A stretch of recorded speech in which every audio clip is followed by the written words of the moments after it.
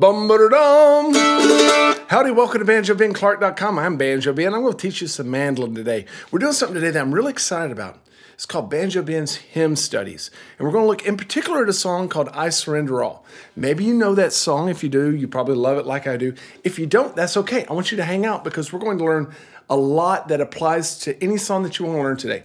What is this hymn studies all about? Well, really, it stems from one of the most popular requests that I've gotten over the years from my students, and that's how to play the mandolin in a real world setting.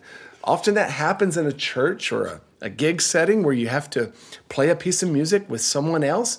And a lot of times, the only help you get is maybe some standard notation, just music written on a page. What am I supposed to do with that with a mandolin in my hand? So today we're going to take this I Surrender All. We're going to look at the actual musical notation, and I'm going to use my fancy dancy iPad here and pencil so to show you how to identify the key signature, the time signature, the melody. We're going to chart the song. Have you ever charted a song to figure out what chords are being played in it? Well, we need to know that if we're going to play the song, especially if other people are singing. So we'll do that. And then in the second video of the lesson, we're going to learn how to play the actual melody. We're going to talk about what octave to play it in. We're going to learn how to play all the chords there and talk about the different voicings that we can get.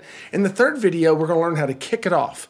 Okay, so if you play the song, that's great, but you got to know how to start the song, especially if you're playing with a piano player or something. So we're going to talk about how to count it in, and then what do you play for that kickoff?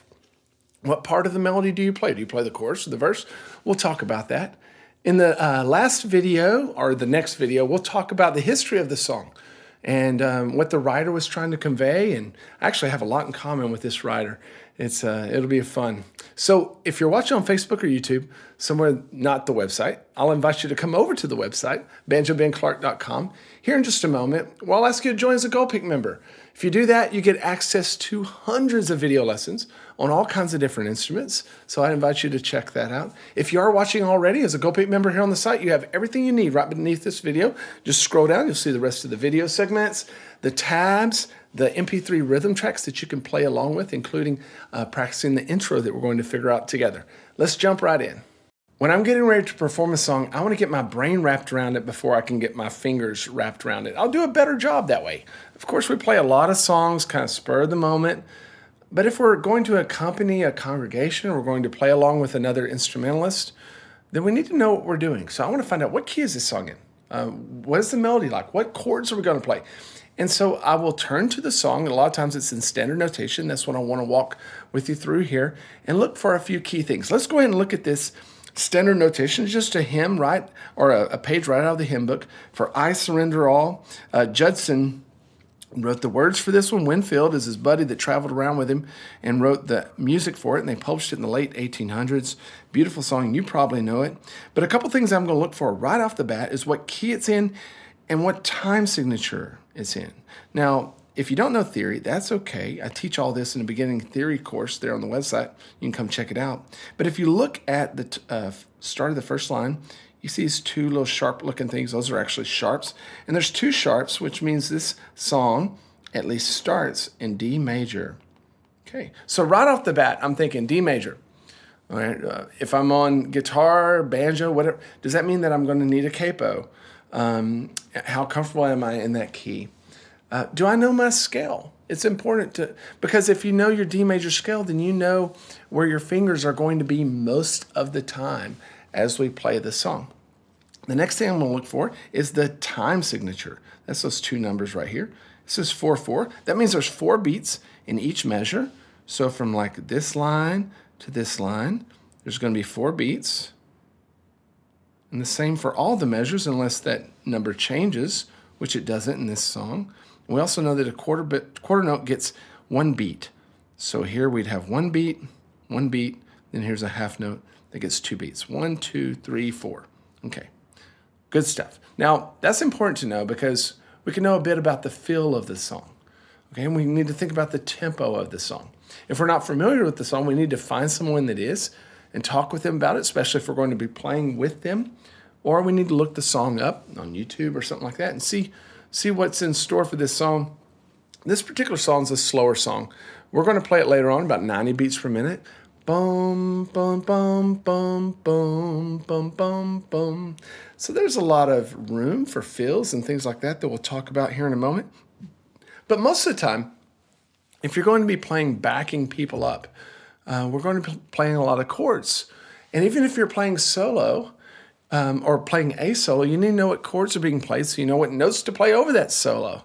Okay, so what I want to do is just walk with you very quickly, identifying the chords of this song, and then we're going to jump over and chart them out with Nashville Number System. If you've never done that before, it'll be helpful to see that, because most of the time I'm going to carry a Nashville number chart in with me.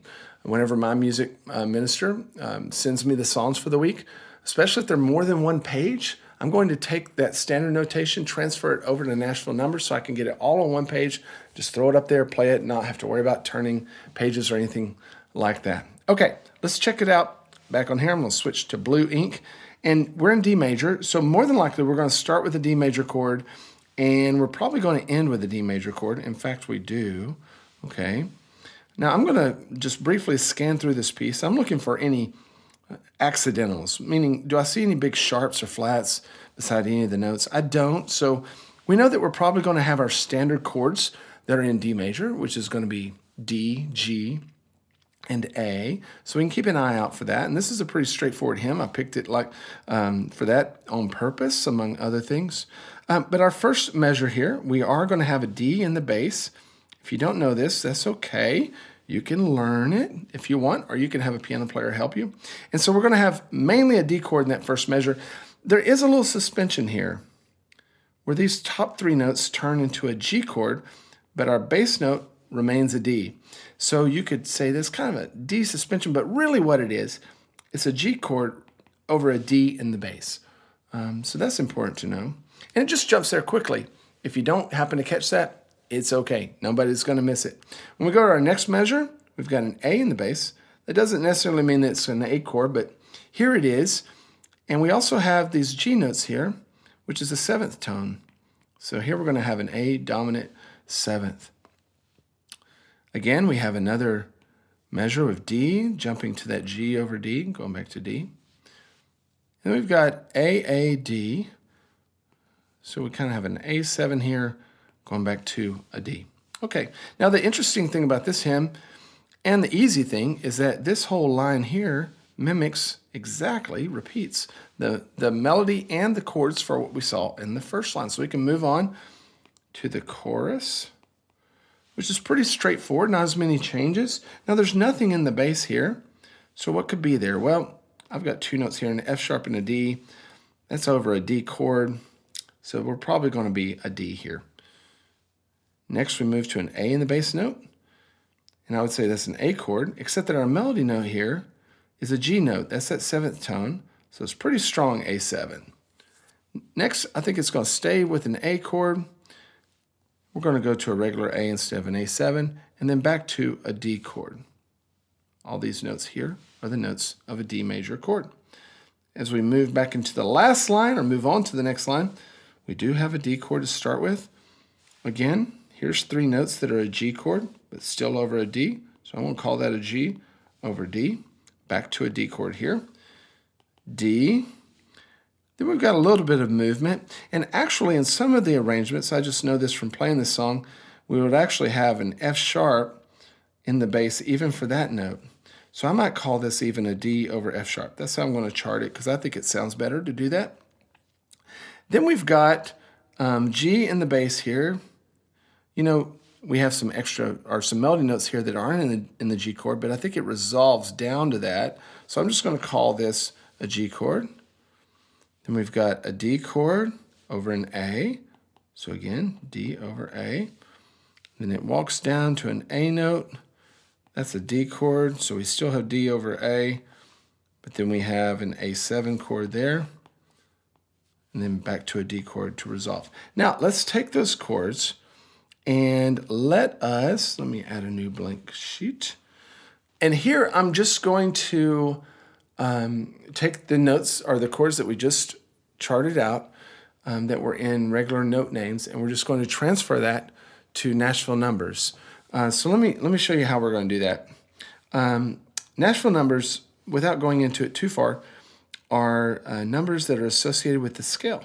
So if we have a D major scale, D, E, F sharp, G, A, B, C sharp, and then back to D again, we're just going to assign a number per note. So the D is the 1, 2, 3, 4, 5, 6, 7, and then back to a 1 again.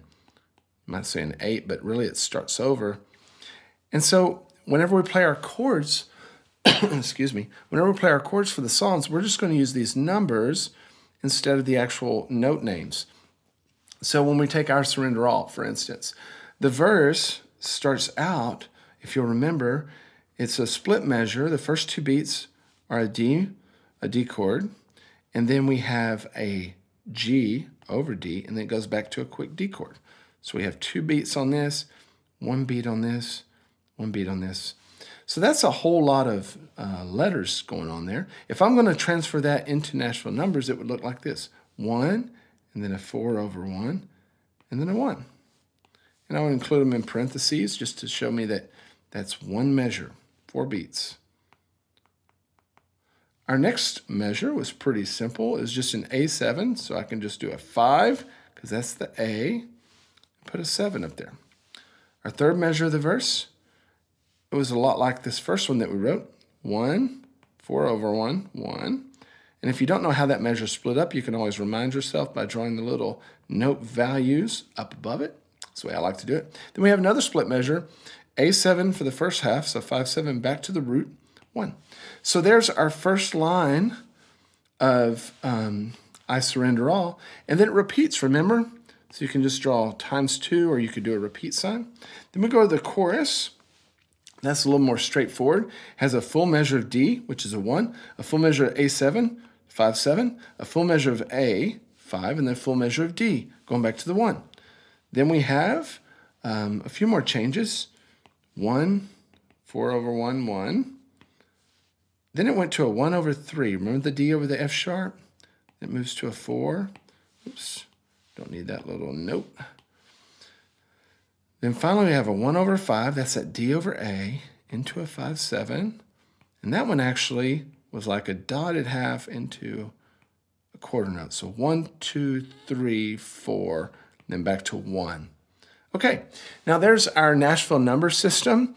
And so if I was going to play this song and I knew it was coming up, I would chart it out exactly like this. And this is going to allow me to play all the chords that I need to play. I just need to figure out how to play them on my instrument. If you're going to have to play the melody, though, or play a kickoff, you need to know how the melody goes. So if you don't know how to read music, that's okay. You can just find a recording, learn it by ear, or you can ask another instrumentalist to play it for you, to teach it for you. You could even write it out in numbers if you wanted. I've done that before.